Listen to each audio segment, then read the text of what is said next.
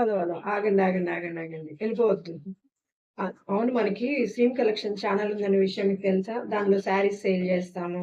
ఎవరైనా సబ్స్క్రైబ్ చేసుకున్నారా? సబ్స్క్రైబ్ చేసుకోకపోతే ముందు సబ్స్క్రైబ్ చేసేసుకోండి. ఎందుకంటే ఆషాఢం సేల్ స్టార్ట్ అయిపోయింది.